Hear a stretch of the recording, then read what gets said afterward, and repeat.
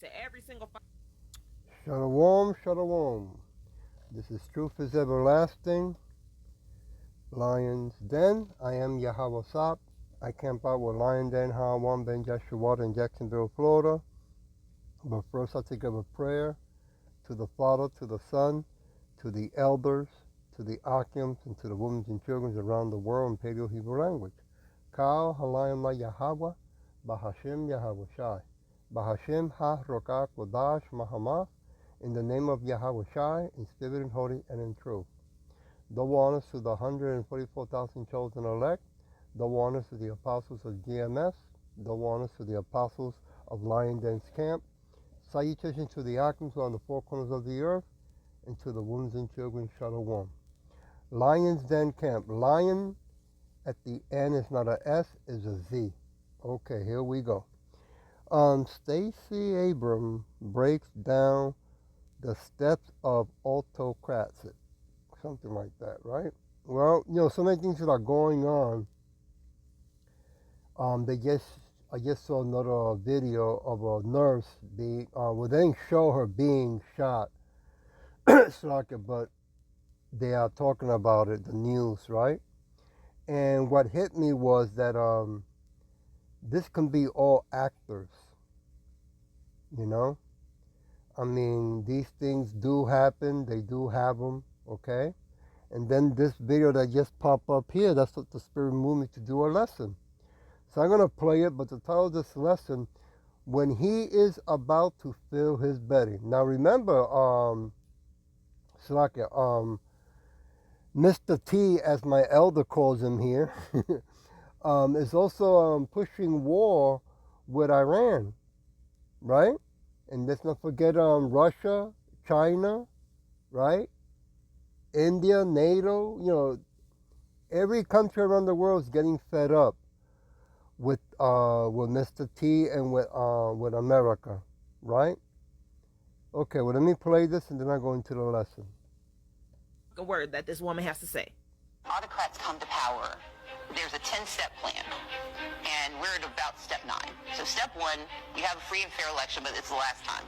Because once that person wins, they don't intend to let anybody else or anyone else take the power that they have amassed for themselves or for their ticket.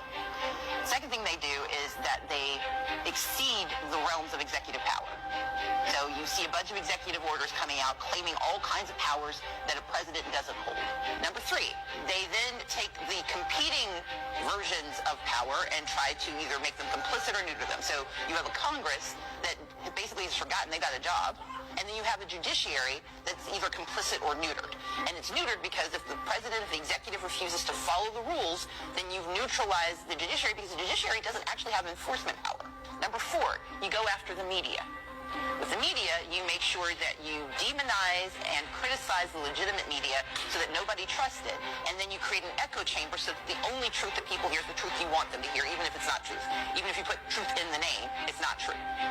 Then you start to gut government. You fire all of the people who know how to do stuff. You break democracy by making people think they don't need it. And the best way to do that is to make sure that the things that they've learned to rely on are no longer available. Then you become the only way they get what they want. So you fire the CDC so that vaccine rates drop and the disease rises. You fire FEMA so that when there's a natural disaster, the only way you get what you need is by begging for it. So you gut the civil service so that no one can actually do the work that democracy is supposed to protect us for. At the same time, you hire a bunch of people that you call loyalists, and you put them in place so that they don't hire anybody who doesn't agree with you, but you also put them in positions of power. So then your next step is that you go after the people who do the good work. So you sue law firms, you sue philanthropies. Then step 7, you got to have someone to blame. They blamed everybody. They blamed women. They blamed children. They blamed people of color. They blamed immigrants. They are doing all of that because they know at step 7, if you can push that forward, then we're fighting each other and fighting for survival instead of fighting for our country. And then you start to incentivize private violence. That's step 9. Maybe you send the National Guard and Marines and you militarize kidnapping people off of the streets, throwing them into detention camps, and then arresting people who dare to challenge you, calling any question obstruction of justice.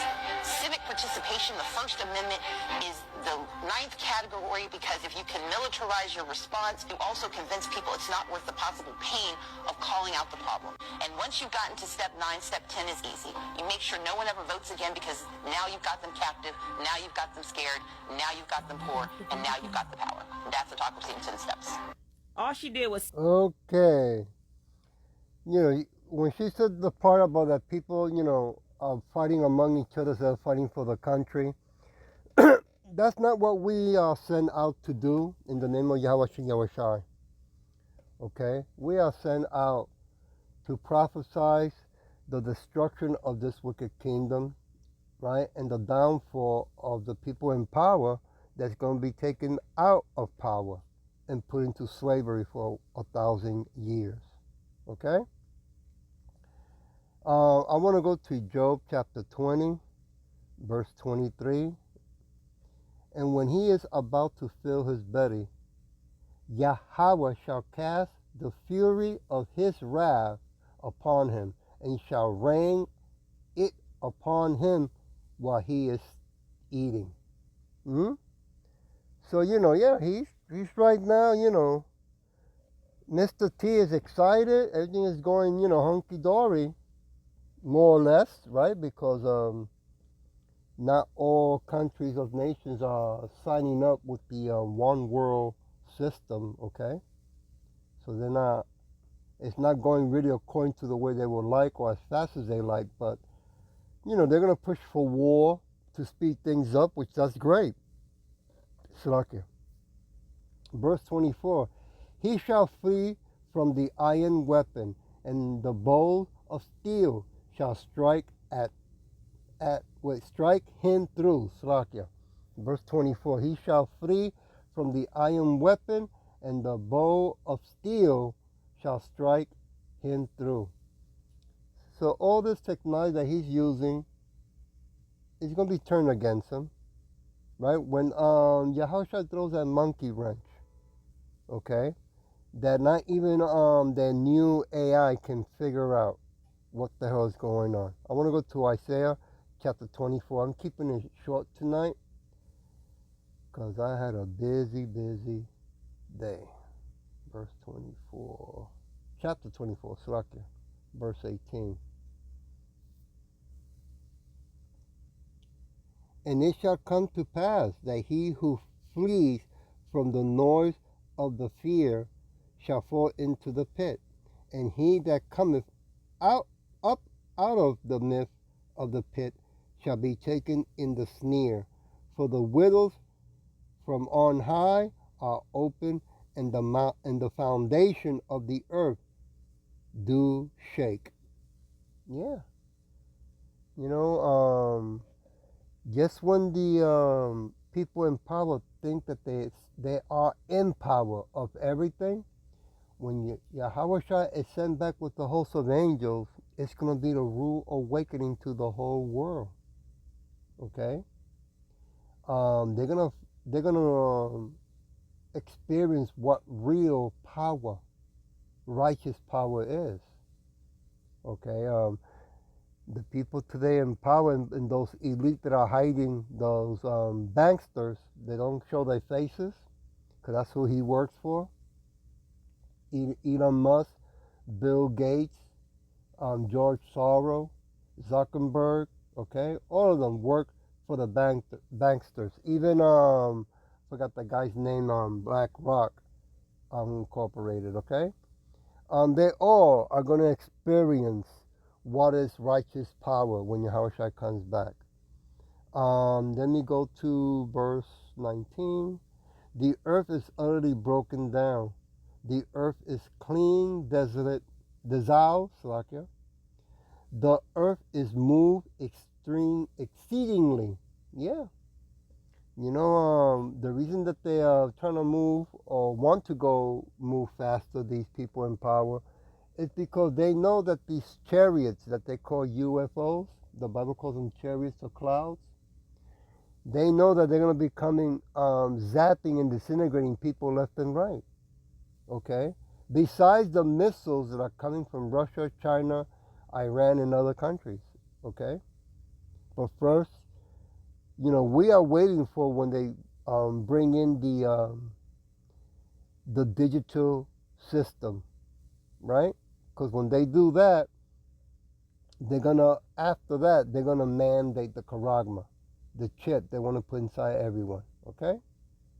Verse 20, the earth shall read to and fro like a drunkard, and shall be removed like a cottage, and the transgressions thereof shall be heavy upon it, and it shall fall and not rise again. Yeah, once this kingdom is destroyed, it ain't gonna be no more. Rome will be no more around the world either, okay? Because everybody wants to follow America. They're gonna swiftly and quickly change their mind. Verse 21, and it shall come to pass in that day that Yahushua shall punish the host, the army of the high ones that are on high, and the kings of the earth upon the earth. Yeah, they're going to be punished worldwide. Okay? I want to go to Psalm chapter 18. Give me a minute. Start with verse 7. Where am I here? Okay. The earth shook and trembled. The foundation also of the hills moved, were shaken, because he was rough. Verse 8, there went up a smoke out of his nostril. There goes those shooting beams. And fire out of his mouth. Devour coal were kindled by it. People are going to scream and cry. Look, I'll go to even verse 6. In my distress I call upon Yahushua and cry unto my God. He heard my voice out of his temple, and my cry came up before him, even into his ear. Yeah. When we see what the Mr. T is about to unleash, right? Because things are getting worse out there. And now with the new owner of TikTok, that he can pinpoint if you're in the bathroom or if you're in the kitchen, so they say, right? That they're getting ready to turn technology loose. Okay, drones. You see, when you're walking in here, you start seeing massive drones. One of them's gonna have your name. Yeah. The best advice I can give to anybody of our people, so-called Negros, Latinos, and speckled birds, is stop buying a black umbrella. Okay? Because they won't be able to distinguish the body signal, the body heat. Anyway, look it up. Okay? Moving on to Jeremiah chapter 4. It's going to get crazy. Gonna get crazy. Chapter 4, verse 22. Give me a minute. Was it there I want to go to? Okay, I want to start with verse 13. Salakia. Behold, he shall come up as clouds. There goes those chariots. And his chariot shall be as a whirlwind. His horses are swifter than eagles. Woe unto us, for we are spoiled. Yeah, you want to keep plundering, right? You want to keep starting wars around the world if people don't follow your belief system. You want to bring in the new world order. Well, they're going to get a surprise.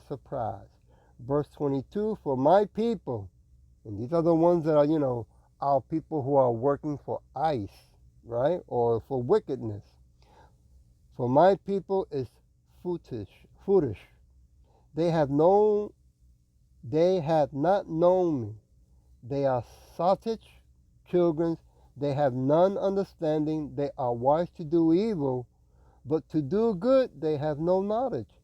It's true, because our people who are working for ICE, whatever reason that you want to, I'm talking to my people, right? So-called Negros, Latinos, and speckled birds that are working for ICE.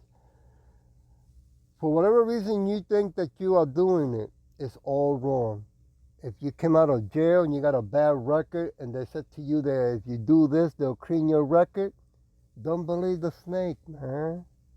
You know, you got to do it for 5 years, you're going to get the 50,000. Don't believe the snake. I can maybe write a song out of that. If you didn't want to go to the army and they said, well, if you do this, you don't have to be drafted, don't believe the lie. You see? So, let me go to Isaiah chapter 19, and I'll leave it with this. Verse 14. Yahushua has mangled a perversive spirit in the midst thereof, and they have caused Egypt to err in every work thereof, as a drunken man staggers in his vomit. Woo! And that's what's going on right now. They're staggering. No matter what they do, everything is coming into the light. I hope that this was edifying, and with that I'll say, Shalom.